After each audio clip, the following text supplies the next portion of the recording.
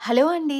ఈరోజు టిఫిన్స్‌లోకి చాలా టేస్టీగా ఉండే టమాటా చట్నీ నేను సింపుల్‌గా ఎలా చేసుకుంటానో చూపిస్తున్నాను. ఎప్పుడు పల్లి చట్నీ, కొబ్బరి చట్నీ కాకుండా ఇలా టమాటా, ఆనియన్స్‌తో ఒకసారి ట్రై చేయండి. ముందుగా కడాయిలో ఒక టేబుల్ స్పూన్ ఆయిల్ వేడి చేసుకోండి. ఇందులో ఎండుమిరపకాయలు, 4, 5 వెల్లుల్లి రెబ్బలు యాడ్ చేసుకొని ఒక నిమిషం పాటు వేయించుకోండి. ఇక్కడ ఎండుమిరపకాయలు మీ కారానికి తగ్గట్టు తీసుకోండి. ఇవి కొంచెం వేగాక ఉల్లిపాయ ముక్కలు కూడా వేసి ఉల్లిపాయలు మెత్తబడేంత వరకు మగ్గించుకోండి. నేను ఇక్కడ ఒక చిన్న ఉల్లిపాయ తీసుకున్నాను.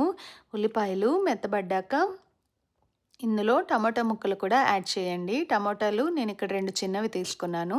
ఈ టమాటాల్లో కొంచెం పసుపు, ఉప్పు యాడ్ చేసి టమాటాలు కొంచెం మెత్తబడ్డాక కరివేపాకు కూడా వేయాలి. కరివేపాకు వేసి వీటన్నిటిని ఒక నిమిషం పాటు మగ్గించుకోండి.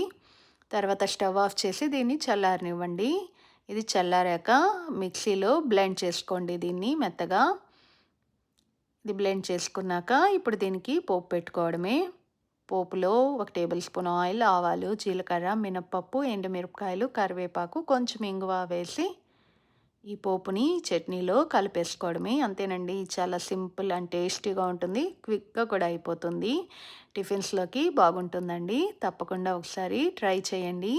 ఈ వీడియో కనుక మీకు నచ్చినట్లయితే లైక్ చేయండి, షేర్ చేయండి, సబ్స్క్రైబ్ చేయండి. Thank you for watching. Bye.